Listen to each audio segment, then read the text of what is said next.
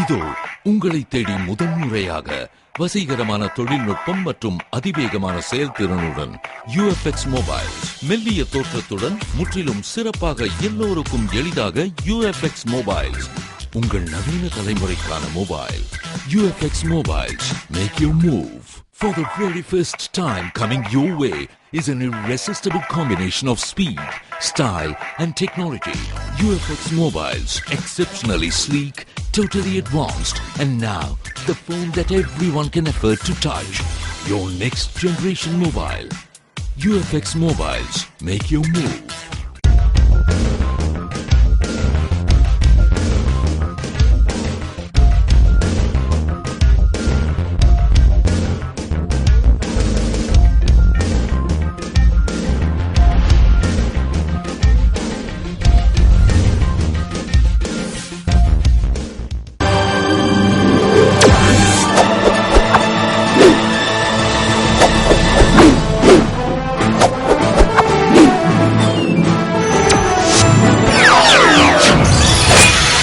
நீங்கள் பார்த்துக் கொண்டிருப்பது AJK டிவியின் புதுவை மாலை. வணக்கம். புதுவை கிறிஸ்தவ தேவாலயங்களில் புனித வெள்ளி அனுசரிக்கப்பட்டு சிறப்பு திவ்ய கருணை ஆராதனையும் சிறப்பு சிலுவை பாதையும் நடைபெற்றது. இயேசு கிறிஸ்து யூதர்களால் சிலுவையில் அறையப்பட்ட தினம் உலகெங்கும் உள்ள கிறிஸ்துவ மக்களால் புனித வெள்ளி நாளாக அனுசரிக்கப்பட்டு உலக மக்களுக்காக சிலுவை தண்டனையை இயேசு கிறிஸ்து மனமுவந்து ஏற்றுக்கொண்ட இந்த தினத்தை துக்க தினமாக கடைபிடிக்கின்றனர். அதன்படி புனித வெள்ளியை முன்னிட்டு புனித ஜென்மராக்கினி மாதா ஆலயத்தில் கடலூர் புதுவை மலைமாவட்ட பேராயர் அந்தோணி ஆனந்தராயர் தலைமையில் முதன்மை குரு அருளானந்த முன்னிலையில் சிறப்பு திருப்பலியும் தனி மௌன ஆராதனை, திவ்ய நற்கருணை ஆராதனைகள் நடத்தப்பட்டு பேராயர் மற்றும் முதன்மை குரு உள்ளிட்டோர் சிலுவை ஏந்தி சிலுவை பாதை ஊர்வலம் முக்கிய வீதிகள் வழியாக நடைபெற்றது. இதில் ஆயிரக்கணக்கான கிறிஸ்துவ மக்கள் பங்கேற்று பிரார்த்தனை செய்து வழிபட்டனர். அதேபோன்று நெல்லித்தோப்பு விண்ணேற்பு மாதா ஆலயத்தில் புனித வெள்ளி அனுசரிக்கப்பட்டு சிறப்பு திருப்பலி நடைபெற்றது. அருட்தந்தை குழந்தைசாமி தலைமையில் நடந்த சிறப்பு திருப்பலி, திவ்ய நற்கருணை ஆராதனை மற்றும் அருட்தந்தை சிலுவை ஏந்தி சென்ற சிலுவை பாதையில் முன்னாள் நகரமன்ற துணைத் தலைவர் ஜான்குமார் கலந்து கொண்டு இறை வழிபாடு செய்தார் மற்றும் 15,000க்கும் மேற்பட்ட கிறிஸ்துவ மக்கள் பங்கேற்று பிரார்த்தனை செய்தனர். விழாவிற்கான ஏற்பாடுகளை பங்கு தந்தை, பங்கு பெறவினர் மற்றும் பங்கு மக்கள் சிறப்பாக செய்திருந்தனர்.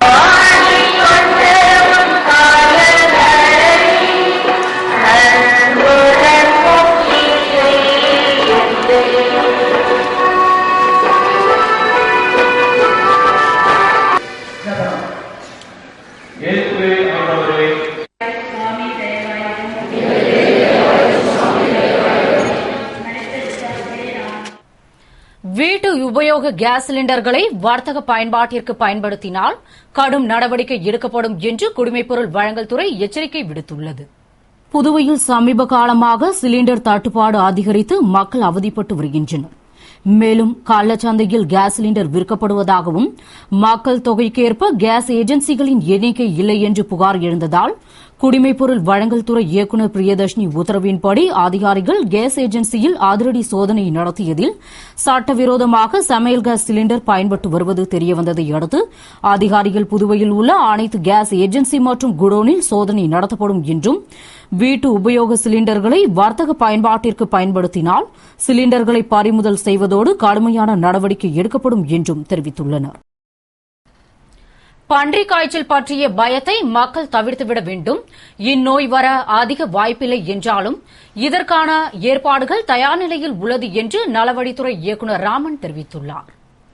இது தொடர்பாக நலவழித்துறை இயக்குநர் ராமன் கூறுகையில், கடந்த 2010ஆம் ஆண்டு பூனாவில் பன்றிக் காய்ச்சல் நோய் ஏற்பட்டு பரவியது என்றும் அதன் பிறகு ஆண்டுதோறும் அதன் தாக்கமாக பன்றிக் காய்ச்சல் நோய் சிலருக்கு வந்தாலும் அதன் வீரியம் குறைந்து படிப்படியாக நோய் முற்றிலும் அடுத்து வரும் ஆண்டுகளில் அழிந்துவிடும் என்பதால் மக்கள் இந்நோய் குறித்து அச்சப்பட வேண்டியதில்லை என்றும் நோய்க்கான அறிகுறிகள் தென்பட்டால் மக்கள் விழிப்புணர்வுடன் இருந்து அரசு பொது மருத்துவமனையில் பரிசோதனை செய்து அதற்குரிய மருந்துகளை பெற்று சிகிச்சையின் மூலம் எளிதாக குணமாக்கி விடலாம் என்றும் சர்க்கரை போன்ற பிற நோய்களால் பாதிக்கப்பட்டவர்களுக்கு பன்றிக் காய்ச்சல் வந்து நோய் முற்றினால்தான் தீவிரமாக சிகிச்சை அளிக்க வேண்டி வரும்.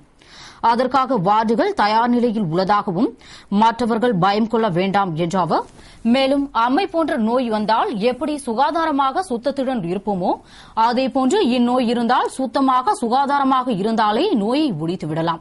எனினும் தற்போது கோடை காலமாக இருப்பதால் வெப்பத்தை தணிக்கும் வகையில் நீர் சத்துள்ள வைட்டமின் உள்ள பழங்கள் பழச்சாறுகளை உண்டு உடலை ஆரோக்கியமாக வைத்து கோடை விடுமுறையை சிறப்பாக கொண்டாடும்படி மக்களுக்கு அறிவுறுத்தி கூறினார்.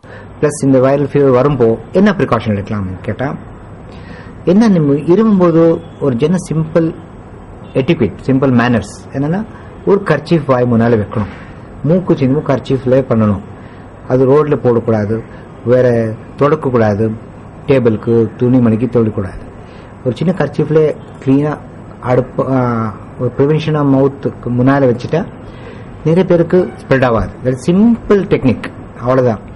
பிளஸ் ஒரு குழந்தைக்கு வீட்டில் வந்துச்சுன்னா அந்த குழந்தை ஒரு செப்பரேட் ரூம்ல ட்ரீட்மெண்ட் பண்றது நல்லது. அந்த ரூம் உள்ளே யார் போறாங்க வராங்க அவரெல்லாம் ரொம்ப கிளீனா இருக்கணும்.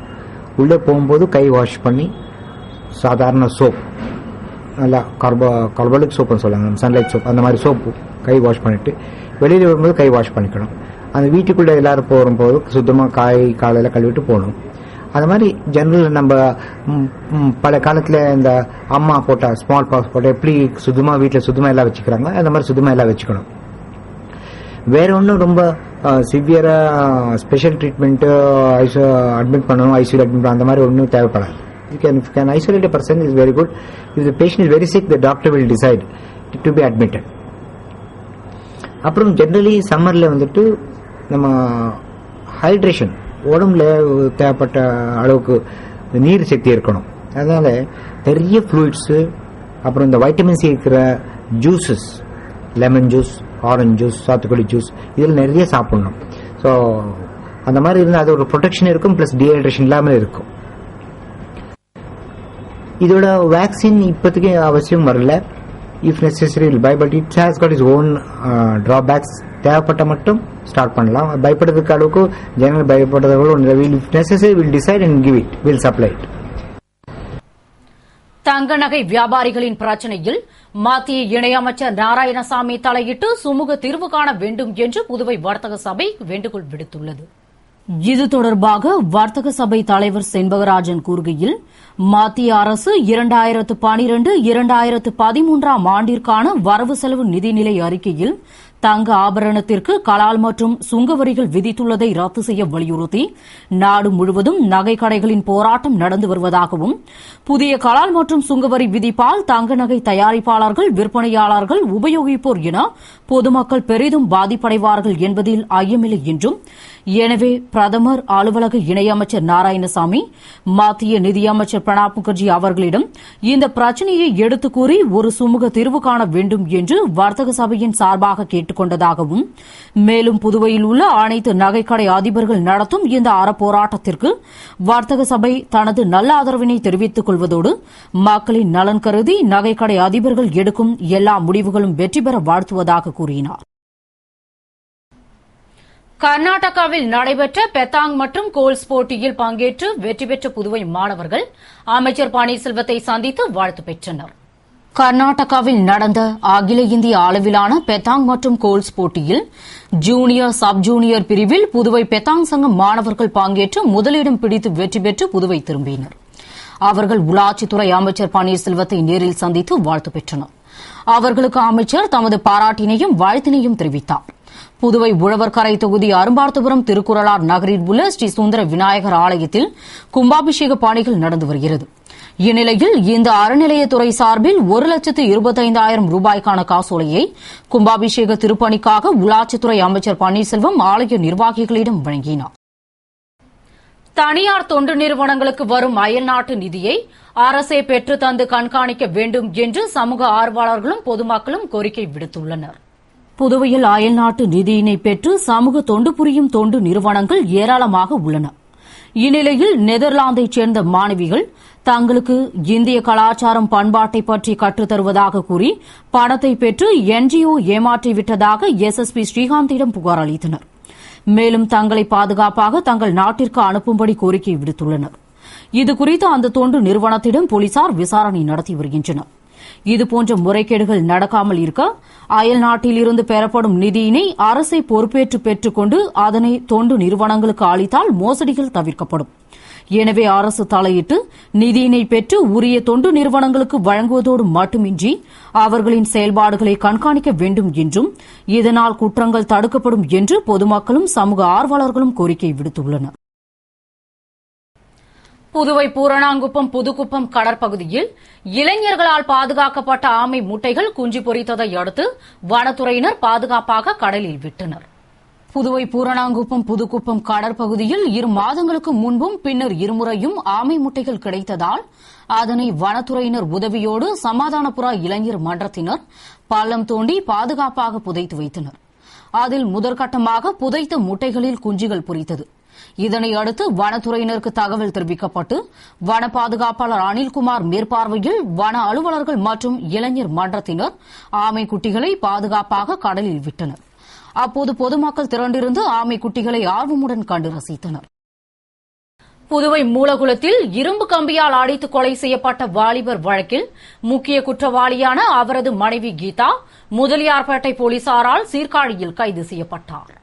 புதுவை மூலகுளம் ஜே நகரில் உள்ள தனியார் பள்ளி அருகே கடந்த ஆகஸ்ட் 16ஆம் தேதி வாலிபர் ஒருவர் பலத்த காயங்களுடன் பிணமாக கிடந்ததை அடுத்து அப்பள்ளியின் ஓட்டுநர் மணிகண்டன் கொடுத்த புகாரின் அடிப்படையில் முதலியார்பேட்டை போலீசார் நடத்திய விசாரணையில் அவர் திருச்சிற்றம்பலத்தைச் சேர்ந்த இந்திய துணை ராணுவத்தில் வீரராக பணிபுரிந்த முருகவேல் என்பதும் அவரை அவரது மனைவி கீதா தனது பெரியம்மா மகனான விமல்குமார் அவரது நண்பர்கள் ரவிக்குமார் மற்றும் தீனா ஆகியோர் உதவியுடன் இரும்பு கம்பியால் அடித்து கொலை செய்ததும் தெரியவந்து கீதாவை தவிர மற்றவர்களை கைது செய்தனர்.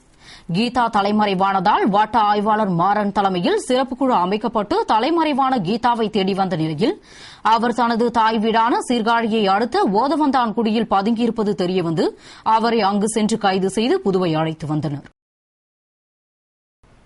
புதுவை நெல்லித்தோப்பு பெரியபாளையத்தம்மன் கோவிலில் மாதத்தின் முதல் வெள்ளியை முன்னிட்டு முன்னாள் நகரமன்ற துணைத் தலைவர் திரு ஜான்குமார் அன்னதானம் வழங்கினார். புதுவை நெல்லித்தோப்பு சவரிப்படையாச்சி வீதியில் கோவில் கொண்டு அருள் பாலிக்கும் பெரியபாளையத்தம்மன் கோவிலில் மாதந்தோறும் முதல் வெள்ளியன்று முன்னாள் நகரமன்ற துணைத் தலைவர் ஜான்குமார் சிறப்பு பூஜைகளுடன் அன்னதானம் வழங்கி வருகிறார். அதன்படி ஏப்ரல் மாதத்தின் முதல் வெள்ளிக்கிழமையை முன்னிட்டு கோவிலில் சிறப்பு பூஜைகள் நடைபெற்றது. பூஜையில் முன்னாள் நகரமன்ற துணைத் தலைவர் ஜான்குமார் கலந்து கொண்டு வழிபாடு செய்தார். அவருக்கு கோவில் நிர்வாகம் சார்பில் மரியாதை அளிக்கப்பட்டது. தொடர்ந்து தமது சொந்த செலவில் பக்தர்களுக்கு அன்னதானம் வழங்கினார். இதில் திரளான பக்தர்கள் பங்கேற்று சாமி தரிசனம் செய்து அன்னதானம் பெற்று சென்றனர். நிகழ்ச்சியில் கோவில் நிர்வாகிகள் மற்றும் பொதுமக்கள் கலந்து கொண்டனர். புதுவை பாகூர் கஸ்தூரிபாய் அரசு மேல்நிலைப் பள்ளியில் சமூக நலத்துறை சார்பில் இலவச மிதிவண்டிகளை அமைச்சர் தியாகராஜன் வழங்கினார். புதுவை பாகூர் கஸ்தூரிபாய் அரசு மேல்நிலைப் பள்ளியில் சமூக நலத்துறை சார்பில் சென்ற கல்வியாண்டில் 9ஆம் வகுப்பு பயின்ற மாணவர்களுக்கு இலவச மிதிவண்டி வழங்கும் நிகழ்ச்சி நடைபெற்றது. நிகழ்ச்சியில் அமைச்சர் தியாகராஜன் சிறப்பு அழைப்பாளராக கலந்து கொண்டு தற்போது 10ஆம் வகுப்பு பயிலும் மாணவர்களுக்கு இலவச மிதிவண்டியினை வழங்கினார். நிகழ்ச்சியில் முன்னதாக பள்ளி துணை முதல்வர் மணிகண்டன் வரவேற்று பேசினார். இதில் ஆசிரியைகள் மற்றும் மாணவ மாணவியர்கள் கலந்து கொண்டனர். புதுவை வில்லியனூர் அருகே தனியார் தொழிற்சாலை ஊழியர்கள் கோரிக்கைகளை வலியுறுத்தி நிறுவனத்திற்கு எதிராக அமர்ந்து அமைதி போராட்டத்தில் ஈடுபட்டனர். புதுவை வில்லியனூர் அருகே சேதராப்பட்டில் உள்ள ஒரு தனியார் நிறுவனத்தை அயல்நாட்டு நிர்வாகத்திடம் விற்றுவிட்டதால் அதற்கு இழப்பீடு மற்றும் ஊதிய உயர்வு உள்ளிட்ட கோரிக்கைகளை வலியுறுத்தி தொழிலாளர்கள் அதிகாரிகளுடன் பேச்சுவார்த்தை நடத்தியும் உடன்பாடு ஏற்படாததால் அமைதி போராட்டம் நடத்தி வந்த நிலையில் ஊழியர்களின் ஒற்றுமையை குலைக்கும் வகையில் சிலரை நிறுவனத்தில் அனுமதித்துவிட்டு பலரை அனுமதிக்க மறுத்ததால் உள்ளே பலரும் வெளியே பலரும் அமர்ந்த நிலையில் அமைதி போராட்டம் நடத்தினர். போராட்டத்தில் ஊழியர்களின் கோரிக்கைகளை நிறைவேற்ற தக்க நடவடிக்கை எடுக்க வேண்டும் என்று வலியுறுத்தினர். புனித வெள்ளியை முன்னிட்டு புதுவை பேராலய இளைஞர் இயேசு சங்கம் சார்பில் இரத்த தான முகாம் கோலாஸ் மன்றத்தில் பேராயர் ஆனந்தராயர் தலைமையில் நடைபெற்றது. புதுவை மிஷன் வீதியில் உள்ள கோலாஸ் மன்றத்தில் புனித வெள்ளியை முன்னிட்டு பேராலய இளைஞர் இயேசு சங்கம் சார்பில் இரத்த தான முகாம் கடலூர் புதுவை மறைமாவட்ட பேராயர் ஆந்தோணி ஆனந்தராயர் தலைமையில் முதன்மை குரு அருள் ஆனந்தம் உதவி பங்கு தந்தை Simon Antony Raj Arul Thiru Victor Emmanuel முன்னிலையில் நடைபெற்றது. இதில் ஜிப்மர் மருத்துவமனை ரத்த வங்கியின் மருத்துவ குழுவினர் பங்கேற்று நவீன தொழில்நுட்ப முறையில் ரத்தம் சேகரித்தனர். நிகழ்ச்சியில் இயேசு சங்க உறுப்பினர்கள், முன்னாள் உறுப்பினர்கள் கலந்து கொண்டனர் மற்றும் 100க்கும் மேற்பட்டோர் ரத்த தானம் வழங்கினர். புதுவை மண்ணாடிப்பட்டு கொம்யூனில் சாலையை மேம்படுத்தும் பணிக்கான பூமி பூஜை விழாவில் துணை சபாநாயகர் TPR செல்வம் கலந்து கொண்டு பணியினை துவக்கி வைத்தார். புதுவை அரசு பொதுப்பணித்துறை பொதுக்கோட்டம் சார்பில் மண்ணாடிப்பட்டு கொம்யூனுக்கு உட்பட்ட சுத்துக்கேணிப்பேட் முதல் துர்கா கோவில் வரையும், துர்கா கோவில் முதல் ரெட்டியார்பாளையம் வரை உள்ள சாலையை மேம்படுத்தும் பணிக்கு 44 லட்சம் ரூபாய் மதிப்பீட்டில் பணியாணை பெறப்பட்டு அதற்கான பூமி பூஜை விழா நடைபெற்றது. விழாவில் மண்ணாடிப்பட்டு சட்டமன்ற உறுப்பினரும் துணை சபாநாயகருமான TPR செல்வம் கலந்து கொண்டு பூமி பூஜையுடன் பணியினை துவக்கி வைத்தார். நிகழ்ச்சியில் துறை பொறியாளர்கள், கிராம மக்கள் பலர் திரளாக கலந்து கொண்டனர். தங்கத்திற்கான வரி ரத்து பற்றி காங்கிரஸ் தலைவி சோனியா காந்தி மறுபரிசீலனை செய்யப்படும் என்று அறிவித்ததை அடுத்து புதுவை நகைக்கடை உரிமையாளர்களின் கடையடைப்பு போராட்டம் வாபஸ் பெறப்பட்டது. தங்கம் மீது விதிக்கப்பட்ட புதிய வரிகளை ரத்து செய்ய வலியுறுத்தி கடந்த 4ஆம் தேதி முதல் நகைக்கடை வியாபாரிகள் கடையடைப்பு போராட்டம் செய்து வருகின்றனர். இதற்கு பல்வேறு தரப்பினரும் ஆதரவளித்து வந்ததால் போராட்டம் தீவிரமடைந்தது. இந்நிலையில் நகைக்கடை உரிமையாளர்களின் பிரதிநிதிகள் மத்திய அமைச்சரிடமும் காங்கிரஸ் கட்சித் தலைவர் சோனியா காந்தியிடமும் பேச்சுவார்த்தை நடத்தியதை அடுத்து தங்கத்துக்கான வரி ரத்து பற்றி மத்திய அரசு நிச்சயம் பரிசீலிக்கும் என்று காங்கிரஸ் தலைவி சோனியா காந்தி உறுதியளித்து கூறியதாகவும், இதனால் போராட்டத்தை விலக்கிக் கொள்வதாகவும் நகைக்கடை உரிமையாளர்கள் தெரிவித்தனர். இதனால் கடையடைப்பு போராட்டம் வாபஸ் பெறப்பட்டது. புதுவை வில்லியனூர் அருகே இளம்பெண்ணை ஏமாற்றி பாலியல் பலாத்காரம் செய்த வாலிபரை போலீசார் கைது செய்து நீதிமன்றத்தில் ஆஜர்படுத்தி சிறையில் அடைத்தனர். சென்னையைச் சேர்ந்த விஜயா என்பவர் தனது மகள் புவியரசு என்ற இளம்பெண்ணுடன் தனது அண்ணன் வீட்டு சுப நிகழ்ச்சிக்காக வில்லியனூர் கூடப்பாக்கத்திற்கு கடந்த 2ஆம் தேதி வந்திருந்தார். கடந்த 4ஆம் தேதி இரவு கூடப்பாக்கத்தைச் சேர்ந்த ஜெயபிரகாஷ் என்பவர் புவியரசியை அழைத்து சென்று பலாத்காரம் செய்ததால் அவர் உடல்நிலை பாதிக்கப்பட்டு அரசு மகப்பேறு மருத்துவமனையில் சிகிச்சை பெற்று வருகிறார். இந்நிலையில் அவர் தாயார் அளித்த புகாரின் அடிப்படையில் வில்லியனூர் வட்ட ஆய்வாளர் பாஸ்கரன் தலைமையிலான போலீசார் தனிப்படை அமைத்து தேடி வந்த நிலையில் ஜெயபிரகாஷை சேந்தநத்தம் அருகே ஒரு மோட்டார் கொட்டகையில் கைது செய்தனர். பின்னர் அவரிடம் ஒப்புதல் வாக்குமூலம் பெற்று நீதிமன்றத்தில் ஆஜர்படுத்தி சிறையில் அடைத்தனர். புதுவை தூய இதய ஆண்டவர் பசிலிக்காவில் பெரிய வியாழனை முன்னிட்டு திருவழிபாடுகளும் சீடர்களின் பாதங்களை கழுவும் நிகழ்ச்சியும் நடைபெற்றது. புதுவையின் புகழ்வாய்ந்த தலமான தூய இதய ஆண்டவர் பசிலிக்காவில் இயேசு கிறிஸ்துவின் கடைசி இரவு உணவு நினைவு நாளான புனித வியாழன் திருவழிபாடுகள் அனுசரிக்கப்பட்டது. கிறிஸ்துவர்கள் கடந்த 40 நாட்களாக தவம் கடைபிடித்து வந்த நிலையில் முக்கிய நிகழ்வுகளில் ஒன்றான பெரிய வியாழனை முன்னிட்டு அதிபர் தந்தை பேரருட்பணி தாமஸ் அடிகளார் தலைமையில் அருட்பணி குழந்தைராஜ் திருப்பலியை நிறைவேற்ற அருட்பணி உதவியாளர் சார்லஸ் கோலன், பேரவை உறுப்பினர்கள், அருட் சகோதரிகள் உடனிருந்து இயேசு தன் சீடர்களுடைய பாதம் கழுவி பணிவிடை புரியவே தான் வந்ததை குறிக்கும் வகையில் அதிபர் தந்தை பக்தர்களின் பாதங்களை கழுவினார். தொடர்ந்து இயேசு தன்னையே கையளித்ததை நினைவுகூரும் நற்கருணையை ஏற்படுத்திய நாளும் நினைவு கூறப்பட்டு நற்கருணை விருந்தும் இயேசுவின் பாடுகளில் ஒன்றான கெட்சமனியில் அவர் வேதனை மிகுதியால் இரத்த வியர்வை வியர்த்ததை எண்ணி நற்கருணை ஆராதனையும் நடைபெற்றது. இதில் திரளான கிறிஸ்துவர்கள் பங்கேற்றனர். புதுவை வில்லியனூர் ஸ்ரீ கோகிலாம்பிகை உடனுறை திருக்காமீஸ்வரர் ஆலயத்தில் பங்குனி உத்திரத்தை முன்னிட்டு திருக்கல்யாண உற்சவம் நடைபெற்றது. புதுவை வில்லியனூரில் எழுந்தருளி உள்ள கோகிலாம்பிகை உடனுறை திருக்காமீஸ்வரர் கோவிலில் பங்குனி உத்திர பெருவிழா கொண்டாடப்பட்டு வருகிறது. அதன்படி 6ஆம் ஆண்டு உற்சவத்தில் பங்குனி உத்திர திருக்கல்யாண உற்சவம் நடைபெற்றது. இதனை முன்னிட்டு திருக்காமீஸ்வரருக்கும் கோகிலாம்பிகைக்கும் சிறப்பு அபிஷேகம், அலங்காரம், குங்கும அர்ச்சனையும் ஆராதனையும் நடைபெற்றது. தொடர்ந்து மணக்கோலத்தில் கோகிலாம்பிகை அம்மனுக்கும் திருக்காமீஸ்வரருக்கும் தெய்வீக முறைப்படி மேலதாள கச்சேரியுடன் திருக்கல்யாண வைபவம் கோலாகலமாக நடைபெற்றது.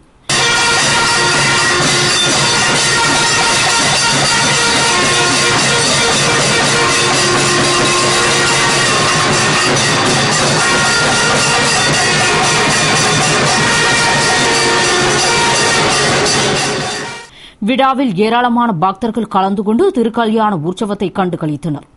விழாவிற்கான ஏற்பாடுகளை அறங்காவல் குழுவினர், விழா குழுவினர் மற்றும் ஊர் பொதுமக்கள் செய்திருந்தனர்.